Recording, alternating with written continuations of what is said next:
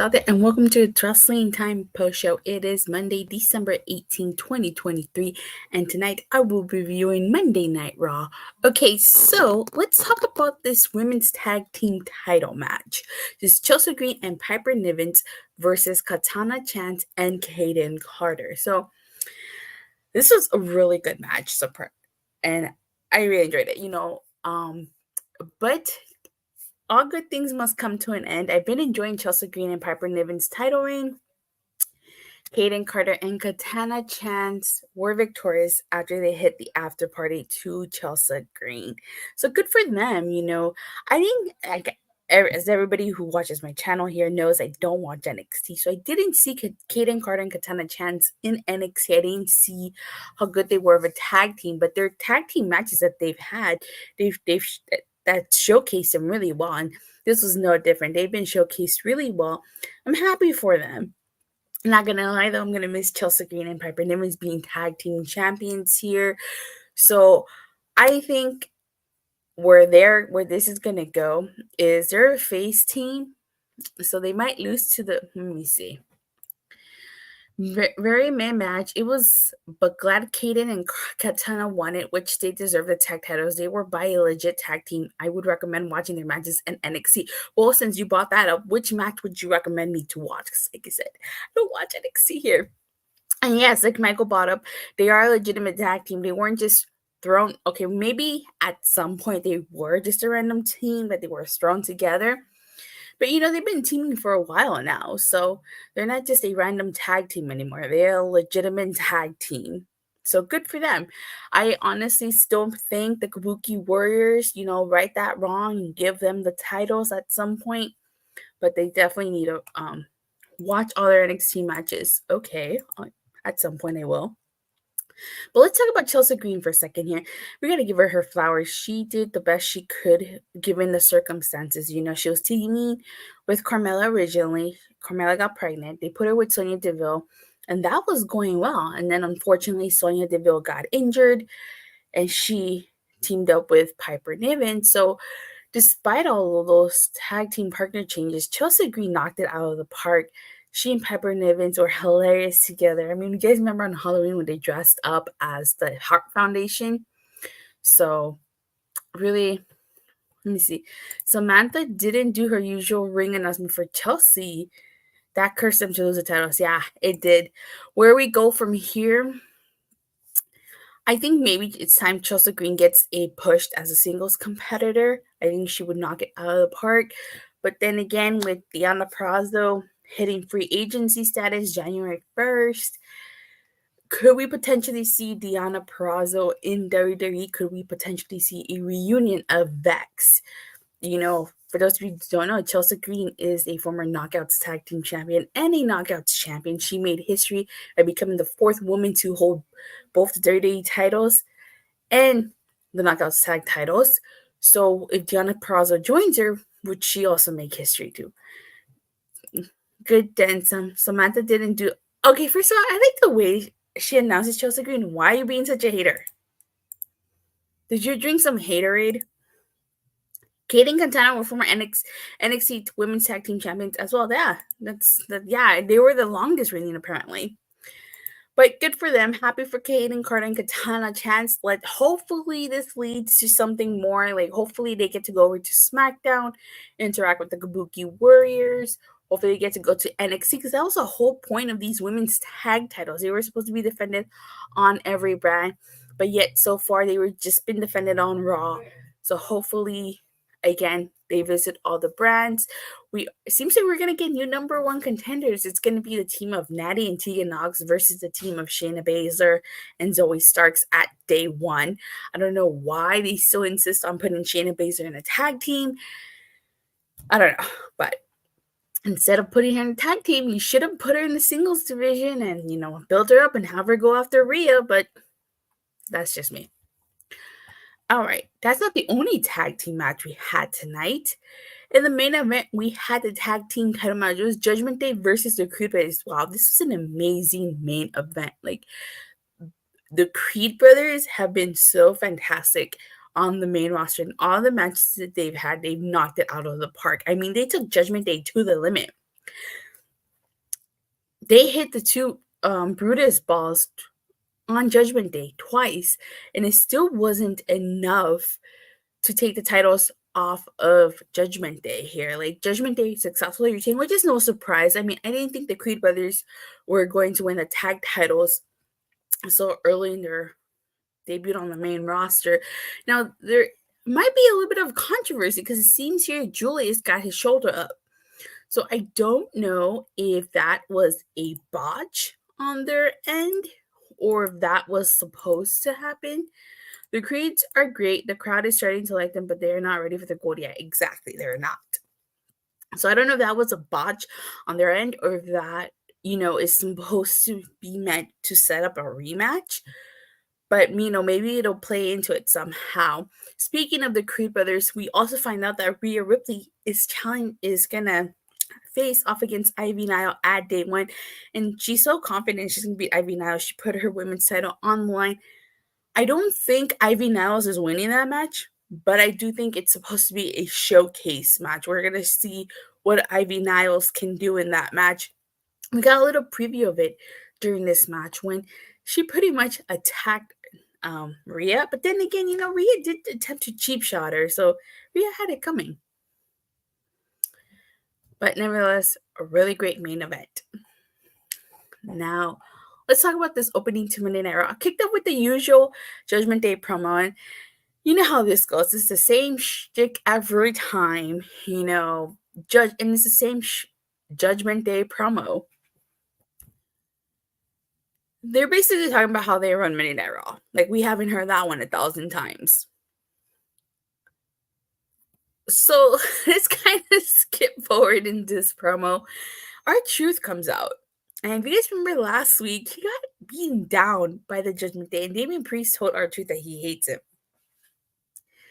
The funny part of this is that R-Truth thought that beatdown was his initiation. And then he came out wearing that Judgment Day shirt. You know, the one that has all of their names on it? He taped and R-Truth on it. That was so hilarious. Like, R-Truth, I've said this before, R-Truth, Johnny Singer, and Orange Cassidy are the masters of comedic wrestling in their respective brands. R-Truth is very enjoyable in his role. Yes, he is extremely enjoyable. Now, I know some people probably didn't like this and thought it was cringe, but I personally liked it. I thought it was hilarious. Like, R-Truth knocks it out of the park. I feel like it had it been any other wrestler that didn't have that comedic, I guess, skill, it probably would have been cringy. But because it was R-Truth, he made it work. And he says that he doesn't think Damian Priest truly hates him. And somehow, like, he told JD McDonagh that nobody likes him and that their match should be a loser leaves Judgment Day match. And, like, it ends up being a Miracle on 34th Street. And in typical R-Truth fashion, he asked Suri where 34th Street is. And so this is a very funny opening segment. I really enjoyed it. I didn't have a problem with it. Now, I'm getting Sami Zayn vibes here. I feel like the R-Truth is supposed to be the Sami Zayn to Judgment Day's bloodline here. So maybe R-Truth will be the reason Judgment Day breaks up at some point, kind of like how Sami Zayn, like home. I don't think R-Truth would be in the Sami Zayn role that's going to end up leading to a tag team match and them winning the tag titles, but I do think he's going to play that role. And maybe Damian Priest or JD McDonagh, by the looks of it, would be the Jey Uso role in this situation. But I'm really curious to see where this goes. That was a really funny segment. R-Truth thinking he's a part of Judgment Day. All right. So this leads into the Miracle on 34th Street match.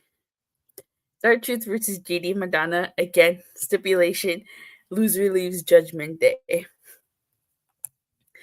I actually really enjoyed this match. This was a really fun match. I know, again, it's not for everybody, but this was a very comedic match, and R-Truth made it work. I think I have to like when he pulled that fire extinguisher and he used it on JD. That was funny. Oh my god. We have to talk about this. R-Truth wearing those shorts, the armband, he had I didn't realize it until somebody pointed out on Twitter, but homie was dressed like his childhood hero, um, John Cena. He even did the 5 knuckle shuffle. And he tried to do the AA. That was hilarious. I mean, anybody else catch that? He was dressed as his childhood hero, John Cena. But this was a fun match. And there was this one spot where R-Truth set up the table and he put JT through the table and he won the match. Let me see. Very meh match for your typical gimmick dirty holiday matches every year. I enjoyed it. It's funny because like poor JD McDonagh went through so much just to join the Judgment Day. I mean, he got beaten down, he got left alone in the ring. He went through so much to just prove himself to Judgment Day, only for him to lose this match and get thrown out by R-Truth, which is hilarious. So like later on in the night, when Judgment Day's backstage, Damien Priest laughs at the fact that JD lost to R-Truth. And he says that he tries to kick out JD, but like Rhea stops him, and Priest tells JD that he's part of Judgment Day for now, which is very interesting because he does add the for now. So maybe it makes me believe that somewhere down the road he's going to try to kick out JD again. But overall, really fun match. I enjoyed it. We get a Nia Jax promo, and before she can even say anything, Becky Lynch interrupts her. And Nia Jax makes it clear that she was just going to announce that she's entering the Royal Rumble. Becky basically tells her that no one cares, which she's not wrong there, unfortunately. The whole point of this, let me see, Dominic losing the NXT North American Championship is a sign that Judgment Day may break up next year and JD leaving the group. I do think Judgment Day is going to break up. I think, and I've said this before, Rhea Ripley is going to be the last person on Judgment Day to lose her title. Everybody else is going to lose their titles first, and she's going to be the last one to lose it. The whole point of this promo, which I thought Nia's promo was pretty cringe. Yeah, she needs more time on the mic. More work before she gets on the mic. Is that we're going to get, I don't even care. Okay, I don't blame him. The whole point of this is sets up Nia Jax versus Becky Lynch in Nia Jax's hometown of San Diego at day 1. And this is the first ever match between them. Like, they didn't get a chance to feud. The whole purpose of this feud is that they're basically revisiting when Nia Jax broke Becky Lynch's nose in 2018. So, we'll see. Obviously, I feel like Becky Lynch is going to win that feud, and she's going to hand Nia Jax her first loss since coming back. We basically have a quick little segment with The Miz and DIY. And basically, it leads into an interview with The Miz where he's talking about how, he plans on becoming a 9-time IC champion, and he tells Jackie Redmond to ask Gunther if there's any added pressure. This leads into the IC title match, Gunther versus The Miz. Now, this was a freaking incredible match. I mean, The Miz, let me see. When people remember Nia in the years to come, that's the only moment fans will remember her for, breaking Becky Lynch. Yeah, Becky Lynch even brought that up herself. This was a fantastic match. Miz knocked it out of the park. They both did. Now, you guys have to remember there's a stipulation that if The Miz lost here, he could never challenge for the IC title for as long as Gunther is Intercontinental Champion. This match made me believe that The Miz was actually going to defeat Gunther. No lie. Because he hit that skull-crushing finale twice. Once it was a regular one, and once was, I guess you could say, super skull-crushing finale because he hit it from the second rope. After he hit that, I was like, oh my God, The Miz is actually going to win. I thought this match was better than their Survivor Series match. It definitely was 10 times better than their Survivor Series match. I really like this way better. I mean, if we would have gotten this at Survivor Series, holy smokes. But at last, it was not meant to be. the Gunther successfully retained here. Now, I have to say, this match kind of reminded me of the feud between Dolph Ziggler and The Miz way back in 2016, where Dolph Ziggler, like, he put his career on the line for The Miz's IC title, and like Dolph Ziggler ended up winning. So I kind of thought that's what was gonna happen here. Like, I kind of thought that maybe like The Miz was gonna win, but he didn't. But it was still one hell of a match. Really great match. I like this and the main event. And so this leads to a segment with Imperium backstage. And like, even though Kaiser and Vinci are like clapping for Gunther, he's not happy with them at all. He expects them to stay and impress them while he's going to step away and recharge. Kofi, because he's dressed up like Santa Claus, gives him a little present that ends up being cold, and Kaiser steps to Kofi. We get Gunther will lose the title at WrestleMania. The question is to who? We get the Nightmare Before the American Nightmare Before Christmas with Shinsuke Nakamura, and he legit dead ass is sitting there reading this book that I'm assuming he made. He had the audacity to say that Dusty was inbred. I was like, oh my god, he's a dead man. He truly is. Like, Cody had obviously heard enough of Shinsuke's book, so he attacked him, and like security came out. They went through the crowd, and they did their best to try to break him up. Cody was about to hit the crossroads on the announce table, but security got Nakamura away from Cody. I'm surprised he didn't get a match at day one.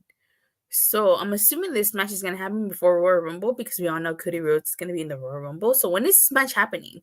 This rematch? Because we know it's going to be a rematch. And unfortunately for Nakamura, it's probably a match he's losing. I'm looking forward to their match. I think Cody and Nakamura are going to deliver. I think so too. We just don't know when we're going to get it.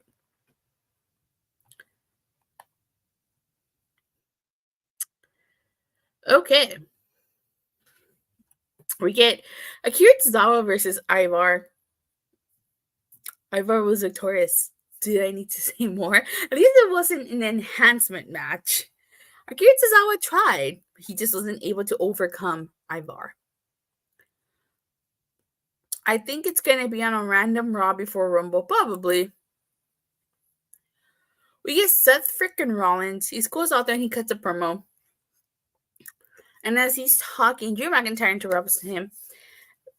And Seth reminds him that he did not forget that headbutt that he got a few weeks ago. Now, Drew McIntyre says he's proud of Seth Rollins and calls him a real leader because he told CM Punk to his face how he was feeling. And one of the things that I like about Drew McIntyre's promos, he starts to get emotional because he starts talking about his family. He brings up how him and Becky can't go home. And, like, let me see. Akira and Ivar new rating system of Red Rider BB210. Is that from the Christmas Story? So I really like that. Like, you could tell that he was genuine in that promo, and he meant what he said. So I really like that. Like,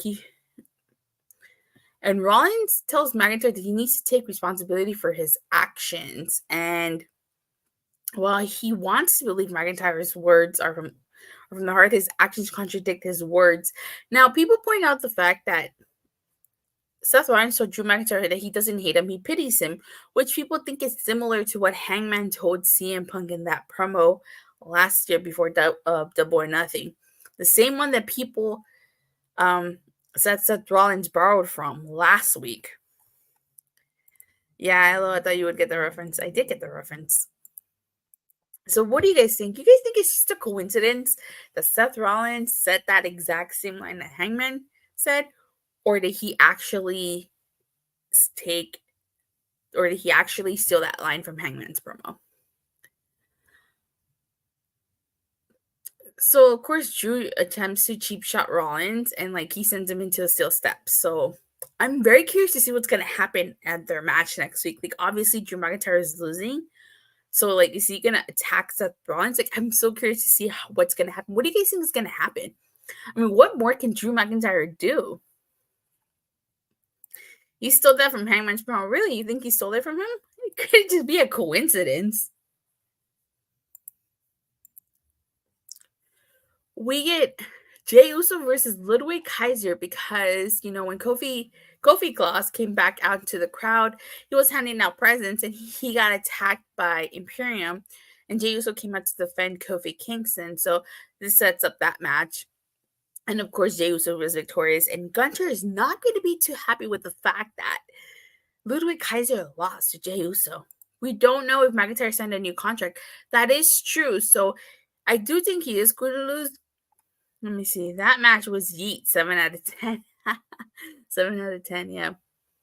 So I'm going to go ahead and stop there because I really did talk about the main event and talk about the Judgment Day promo, that segment that followed. So overall, I thought pretty Raw. For it being a holiday special, it was pretty entertaining. There were things I liked. There were things I disliked.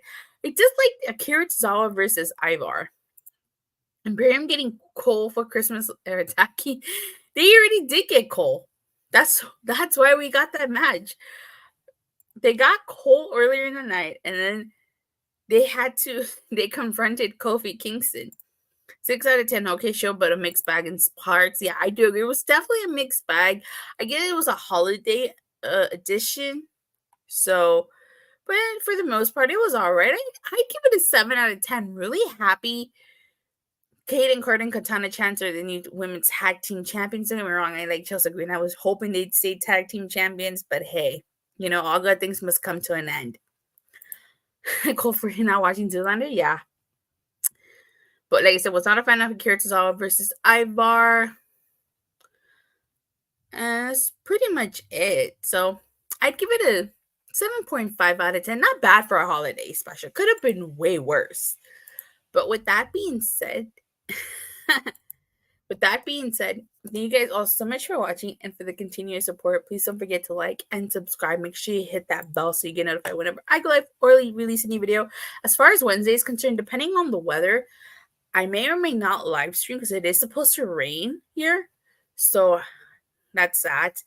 But regardless, I'll see you guys after AEW Dynamite. And, I am on the road to 900 subscribers, so please help me get there by the December 31st. And I'll see you guys on Wednesday. Bye.